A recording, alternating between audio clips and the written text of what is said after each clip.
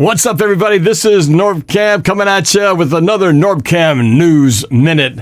Yes, we got exciting stuff to talk about here today in the wake of the draft. Today we are talking about, what is this talk of DK Metcalf in the Olympics? It could actually happen. As you guys know, our second-year wide receiver going on his third-year receiver, DK Metcalf, is actually going to take on the challenge that was offered to him by the United States of America Track and Field Organization. Yes, they saw him on that primetime game against the Cardinals. You guys remember the clip, right? The play, which, of course, will go down in infamy in a game that, unfortunately, we lost. But because of that game, we got to see this play, the pick that looked like it was going to be a pick six. Russell Wilson trying to throw to Chris Carson. It looked like Buda Baker was gone for the races, but no, look at the cheetah chasing down the gazelle down just when he thought he was gone. No, it takes him down to the 6-yard line, and that turned out to be a pretty important play because they didn't score a touchdown after that. So that DK Metcalf chase was crucial. Yeah, we lost the game, but it turned out to just show you that, you never give up on a play because you never know what's going to happen. Anyway, that play got the attention of the USA Track and Field organization, and they challenged him. They said, how would you like to race against the top athletes, the fastest athletes in the United States in the 100-meter dash? And he said, I'll take that challenge. So on Sunday, he's going to compete in the USA Track and Field Golden Games and Distance Open, which is in California this Sunday. I believe at 1:30 Pacific time, so 4:30 Eastern time on NBC. I'm going to definitely tape this and watch this because I want to see how DK Metcalf does. In the combine, Metcalf ran a 4.33 40-yard dash. Which is very good. But that's 40 yards. So we're talking, twice the distance and then some at the 100 meters. So, we'll see how it goes. But, technically, he could, if he gets a time fast enough, he could qualify for the Olympics. And that would have to be a time that would result in, what does it say? Qualifying time would have to be 10.2 seconds or less. So it can run a 40 in 4.3 seconds. It's possible. We saw that closing speed. Or a 10.05 second finish would automatically qualify him. So we shall see what happens there. But it'll be fun to see. So check it out Sunday on NBC. Let's see. Let's continue on. A name that I thought I'd never say again, except when I'm complaining about Seahawks busts in the draft. Malik McDowell. You guys all remember him, right? Or maybe you don't because we never really saw him. I don't even really know what he looks like, except for a few highlight clips. But that was about all we were ever going to see of him because Malik McDowell, if you guys recall, was a second-round pick in the 2017 draft. And we all know the stories what happened after he got drafted. Got into an ATV accident, and then things just kind of went downhill from there. We were so hopeful, though, when we first heard his name. I don't know if you recall, but I did a little music video about that draft, and it went something like this. 2017 Seahawks. Round 2 hit, wanted Kevin King or Buda, but that's not it. Instead the Hawks select Malik McDowell. At first I went, what? But then I realized that, he's got the power. 6'6", 300 large, opponent's gonna cower. Well, no one ended up cowering from him except the law enforcement officers who had to deal with him in later situations. What's funny is that we could have had Buda Baker, the guy that had the almost pick six that DK Metcalf chased down. He could have been in our backfield. We had him. He was available at that time, and we took Malik McDowell. Anyway, Malik McDowell. All right, so got into an ATV accident. We'll never see the field or a Seahawks uniform for the Seahawks. The last game he actually played was November 2016. So it's been almost 4.5 years since the guy played even any real football. But it ended badly. The Seahawks ended up releasing him because he wasn't going to be able to play again. Because for a long time, everybody was wondering, what's happening with Malik McDowell? Is he going to be able to play? And the Seahawks didn't even know if he was going to be able to play. Well, turns out it looked like he wasn't going to be able to. They had to release him. And then at one point, they even sued him for $800,000 and tried to recoup his entire signing bonus with interest. I don't know if that actually ever happened or went through, but anyway, it it all fell apart. And then for him, it got worse because he ended up getting into a fight with police officers. He ended up getting tased. He spent 11 months in jail. It just looked like it was all going to go downhill. But after that, here we are in 2021. And guess what? He is getting a second chance at the NFL. The Cleveland Browns have signed him. And we'll see what happens. Obviously, he's got to make the team. He's got to make the cut. But Malik McDowell going to the Cleveland Browns. See, now all of a sudden, playoff caliber Browns, who are going to make a serious run for the AFC, title. All of a sudden, Malik McDowell getting a chance, second life in the NFL. I mean, I'm all about second chances and all that. It's great. A guy can turn his life around, but there's still a part of me I think about what we could have done with that pick. Yeah, it's very frustrating. ATV accident. Come on, man. All right. Everything's kind of related to the draft in one way or another. So here's another interesting story that popped up today, and it's about a potential linebacker that the Seahawks will be getting here. But it's not the name like KJ Wright that I was hoping to hear. No, it's actually not even an American. The Seahawks have landed German linebacker Aaron Donker in NFL's International Player Pathway Program. I didn't even know about this. I mean, I knew there was an international program, but I didn't know the details of how this works. So basically, the way this program has worked, in 2017, the NFL introduced a new program to facilitate more non-American and Canadian players to be able to have a chance to play in the league. So this year, every team in the NFC West is going to have a player designated to them. And in our case, we got Aaron Donker. He's a 26-year-old German linebacker, 6'2", 240 pounds.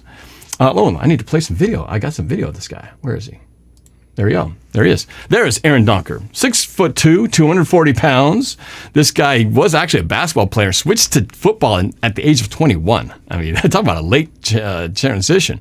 But this guy played for the Dusseldorf Panther of the German Football League, and he got 14 sacks, 74 tackles, 20 for a loss. Eventually made his way to the United States, played 2 seasons at junior college for the New Mexico Military Institute, and then he earned his junior college All-American honors in 2018 with 11.5 sacks and 27 tackles in 4 games. So he ended up getting some attention from Division I schools, was able to play at Arkansas in 2019, but unfortunately, things got cut short with COVID and things like that. So anyway, that was sort of his short stint there. But he had a 4.46 40, so he's pretty quick, and a 39-inch vertical.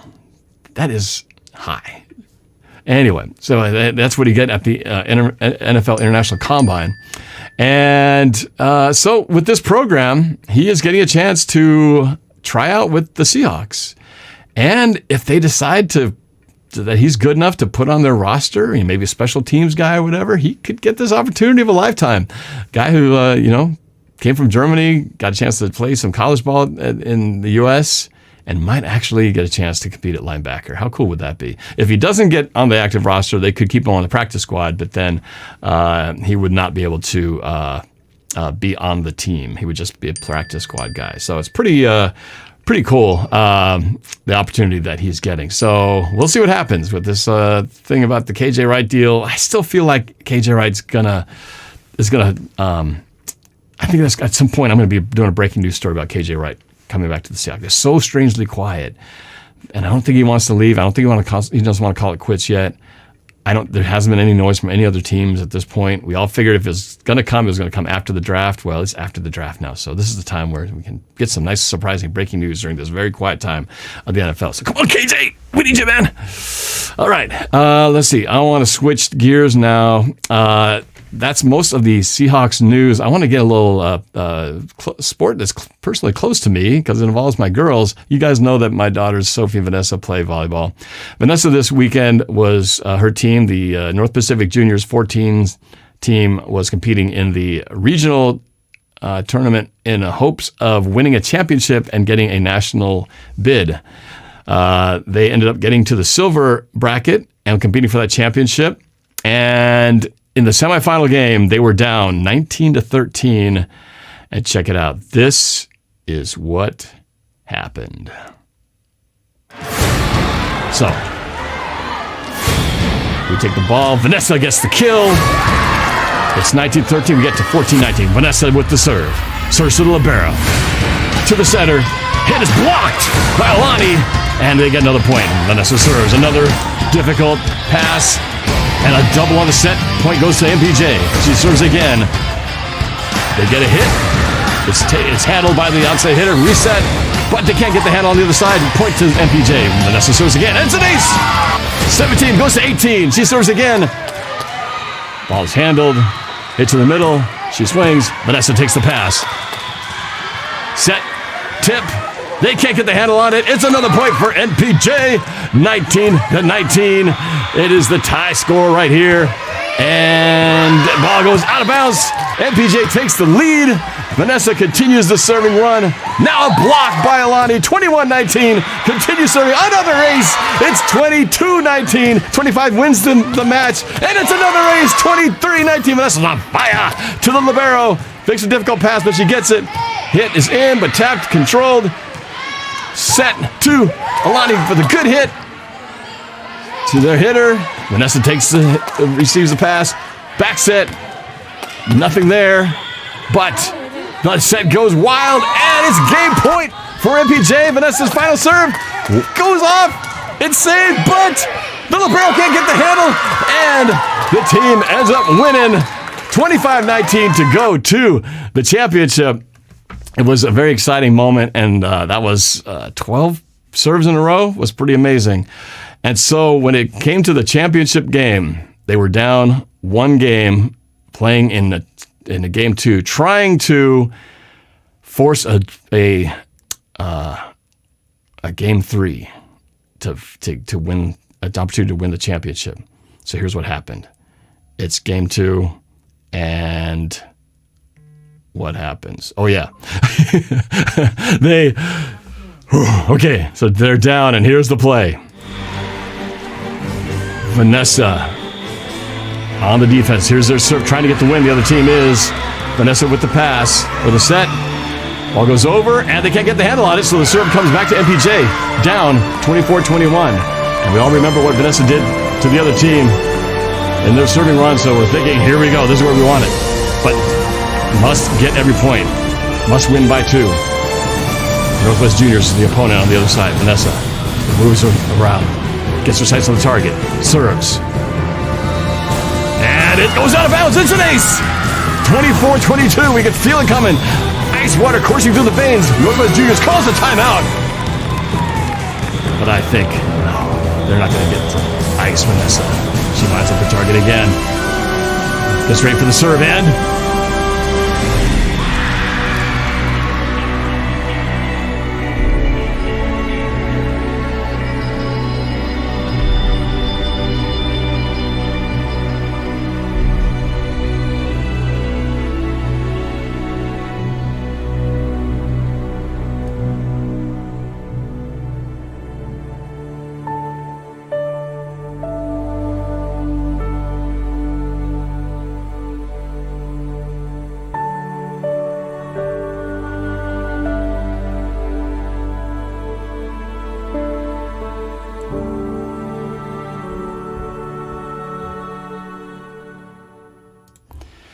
so not the heroic championship,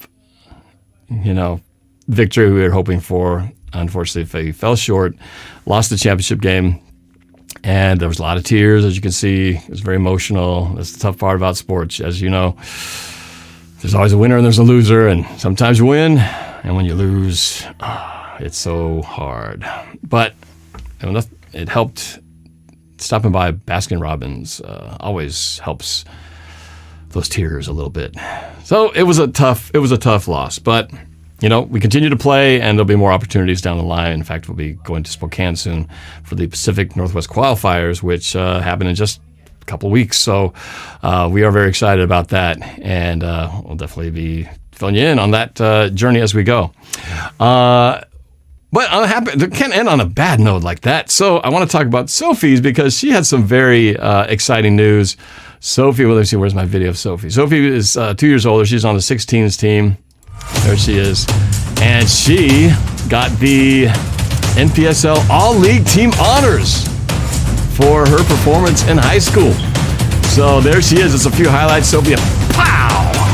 Outside hitting, really hitting the ball well lately. Timing, jumping, boom! Right there towards the middle of the field. And here she is on the other side. Pow! Down the line. Great shot right there.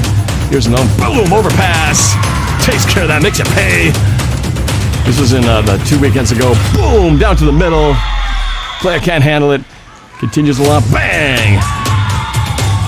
Hits the floor. I think one more hit here. Boom, pow! And there is nothing you can do about that, baby. So that is Sophie. Congratulations, Sophie, for winning. Getting NPSL, North Puget Sound League, All-League Team Honors for the first time in her career. Very excited about that. So there you go. Had to end on a little bit of a positive note. So there you go. That's the latest. Wanted to sneak a little volleyball in there because, it's been a big part of what's been going on in my life lately. And we're in the thick of it some more still. So thanks for taking your time to watch a little bit here. But don't go anywhere soon because Coach's Corner with Coach Bill Marsh is coming up within the hour to talk more about the Shane Waldron system, the West Coast offense, and specifically Tyler Lockett and our newest receiver taken in the second round. What is Dwayne Eskridge going to look like in this system? We're going to find out. So I hope you guys will check that out within the hour with Coach's Corner, Coach Bill Marsh. In the meantime, go grab something to eat. I'm going to grab some water. And we'll see you guys back on YouTube in just a little bit. Thanks for watching. And